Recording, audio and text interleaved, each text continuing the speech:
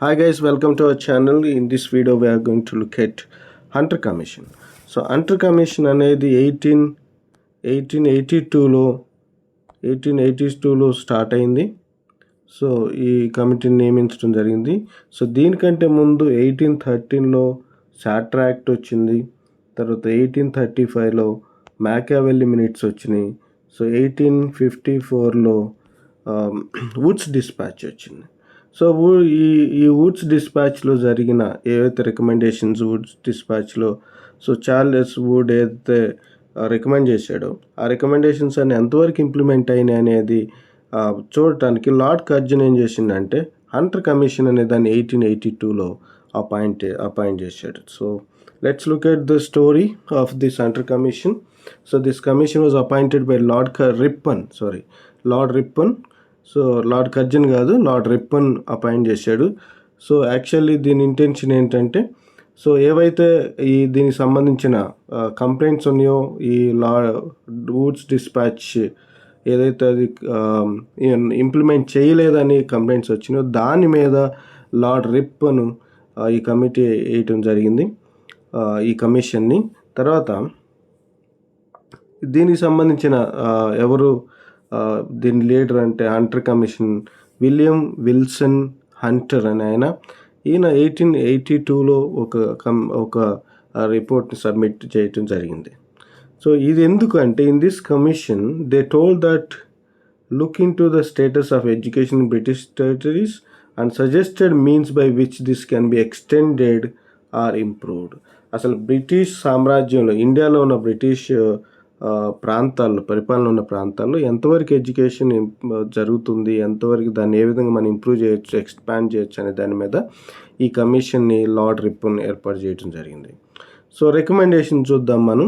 So మెయిన్గా ఇందులో recommendations ఏంటంటే ప్రైమరీ ఎడ్యుకేషన్ని వీళ్ళు ఎంకరేజ్ చేయాలని వీళ్ళ ఉద్దేశం. సో ప్రైమరీ ఎడ్యుకేషన్కి ఎక్కువ ప్రయారిటీ ఇచ్చారు. So it found that primary education British territory is logging behind, చాలా వెనకబడి ఉంది అని వీళ్ళు చెప్తా వచ్చారు. సో హంటర్ కమిషన్ నుంచి వచ్చిన రిపోర్ట్ ఏంటంటే ఏ విధమైన ఇంప్రూవ్మెంట్ లేదు కాబట్టి దాన్ని we have to encourage primary education అని చెప్పారు. తర్వాత వచ్చిన రెవెన్యూని కూడా ప్రైమరీ ఎడ్యుకేషన్ కోసం ఎక్కువ వాడాలని చెప్పారు. తర్వాత elementary schools should be handed over to the management or municipality council. So private మేనేజ్మెంట్కి కానీ మున్సిపాలిటీ కౌన్సిల్ కానీ లేకపోతే డిస్ట్రిక్ట్ బోర్డ్స్ కానీ అప్పచెప్పండి అని చెప్పడం జరిగింది. తర్వాత సెకండరీ ఎడ్యుకేషన్, ఇక్కడ ఇంపార్టెంట్ ఏంటంటే సెకండరీ ఎడ్యుకేషన్లో there is a remarkable improvement in secondary education. Secondary ఎడ్యుకేషన్లో చాలా ఇంప్రూవ్మెంట్ ఉంది, పర్టికులర్గా బెంగాల్లో. ఎందుకంటే అక్కడ గ్రాంట్ ఇన్ ఎయిడ్ అనేది చాలా గొప్పగా వర్కౌట్ అవుతూ వచ్చింది. సో అందుకని ఇక్కడ ఈ రిపోర్ట్లో వీళ్ళు ఏం చెప్పారంటే సెకండరీ ఎడ్యుకేషన్ చాలా బాగుంది, ఎస్పెషల్లీ బెంగాల్లో. తర్వాత recommended that the secondary education should be progressively handed to private enterprises. Private వాళ్ళకి ఇచ్చాలి, వాళ్ళకి ఏం చేయాలంటే గ్రాంట్ ఇవ్వాలి అంతే, ఎక్కువ గవర్నమెంట్ ఎక్కువ బర్డన్ తీసుకోకూడదు. So just let the private take care of it. తర్వాత however standard of education should not be permitted to decline. So స్టాండర్డ్స్ని ఎప్పటికి కూడా తగ్గించే అవకాశం లేదు, స్టాండర్డ్స్ని ఇంప్రూవ్ చేయాలనేది వీళ్ళ ఉద్దేశం. తర్వాత grant in aid and for indigenous schools. Indians ఏవైతే మేనేజ్మెంట్ స్కూల్స్ ఉన్నాయో లేకపోతే ప్రైవేట్ స్కూల్స్ ఉన్నాయో వాళ్ళకి గ్రాంట్ ఇన్ ఎయిడెడ్ స్కూల్స్ అంటారు. ఈ ఎయిడెడ్ ఇవ్వాలంటే వాళ్ళకి కొంత ఆర్థిక సాయం చేయాలి, అంటే స్కూల్ మేనేజ్ చేయడానికి శాలరీస్ వాటికి. అది కూడా based on the payment by result. So base ఏంటంటే పేమెంట్ బై రిజల్ట్ బాగుంటే వాళ్ళకి మంచి గ్రాంట్ ఇవ్వాలి, లేకపోతే వాళ్ళు తగ్గించాలనేది. So aided schools would charge lower rates of fee. So గవర్నమెంట్తో పోల్చుకున్నప్పుడు వీళ్ళకి ఎక్కువ రేట్, ఇక్కడ ఫీజులు తక్కువ ఉండాలి. తర్వాత ఎవరికి స్కూల్స్లో ఉద్యోగాలు ఇవ్వాలంటే Indian graduates trained in European units. Universities. ఎవరైతే ఇండియన్స్ యూరోప్ కంట్రీస్ వెళ్ళారో, అక్కడ చదువుకున్నారో వాళ్ళు ఇండియాకి తిరిగి వస్తే వాళ్ళకి ఈ స్కూల్స్లో ఉద్యోగాలు ఇవ్వాలని చెప్పారు. తర్వాత సిగ్నిఫికెన్స్ ఆఫ్ హంటర్ కమిషన్ ఏంటి, అసలు దీని ప్రాధాన్యత ఏంటంటే, most of recommendations were accepted by the British government, which resulted in the revolution of elementary education.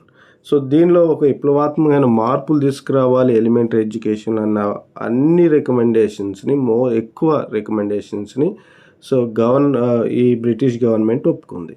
So దానివల్ల ఏమైందంటే, this led to the significantly reduced the British element in elementary education.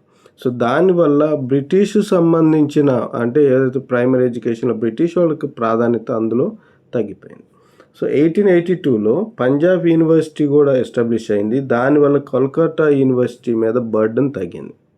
So between 82 to 1901 అంటే ఈ 10 yearsలో the number of students enrolled in primary and secondary education and schools increases substantially. ఈ commission రావటం వల్ల ఈ 10 సంవత్సరాల్లో ప్రైమరీ అండ్ సెకండరీ ఎడ్యుకేషన్లో ఎక్కువ మంది స్కూల్లో పిల్లలు రిజిస్టర్ చేసుకున్నారు. తర్వాత emphasis on moral and physical education. So actually ఈ Hunter commission it's against religious education. అయితే దీంతో పాటు వాళ్ళు ఏం చెప్పారంటే, ఎడ్యుకేషన్ అంటే రిలీజియస్ ఎడ్యుకేషన్ వద్దు, కానీ but there should be moral education and physical education.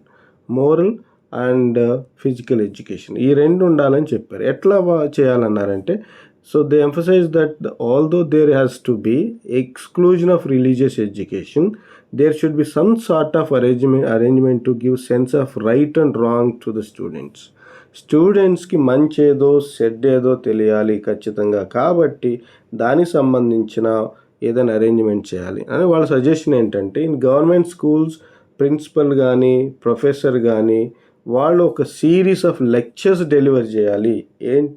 ఏటి మీద, on duties of man and citizen. ఒక మనిషిగా, ఒక పౌరుడిగా ఎలాంటి బాధ్యతలు మనం నిర్వహించాలని దాని మీద ఒక సిరీస్ ఆఫ్ లెక్చర్స్ ప్రిన్సిపల్స్ లేదా హెడ్ ఆఫ్ ఇన్స్టిట్యూషన్స్ డెలివర్ చేయాలని వాళ్ళు చెప్తూ వచ్చారు. The commission also gave due weightage to physical education. So వాళ్ళు ఫిజికల్ ఎడ్యుకేషన్ కూడా ఇంపార్టెన్స్ ఇచ్చారు. So actually they are against religious education, but they are encouraging moral education and physical education. So overall development ఉండాలని చెప్పారు. తర్వాత there should be literacy and vocational training in secondary education system. Secondary ఎడ్యుకేషన్లో vocational training ఉండాలని చెప్పారు, literacy improve అవ్వాలని చెప్పారు. Commission brought out inadequate facilities available for female education in the country. So వీళ్ళు ఏం చేశారంటే, ఎక్కడైతే సరైన ఫెసిలిటీస్ లేకుండా ఉన్న ఎడ్యుకేషన్లో, తర్వాత ఫీమేల్ ఎడ్యుకేషన్ ఏ విధంగా ఉన్న దాని మీద కూడా వీళ్ళు ఫోకస్ చేశారు. So special attention should be paid towards development of education among Muslims కూడా ఒక స్పెషల్ వాళ్ళకి ఒక అటెన్షన్ ఇవ్వాలి, వాళ్ళు పట్టించుకోవాలని చెప్తూ వచ్చారు. So thank you guys, thank you for watching. మీకు కానీ ఈ వీడియో నచ్చితే ప్లీజ్ సబ్స్క్రైబ్. Thank you.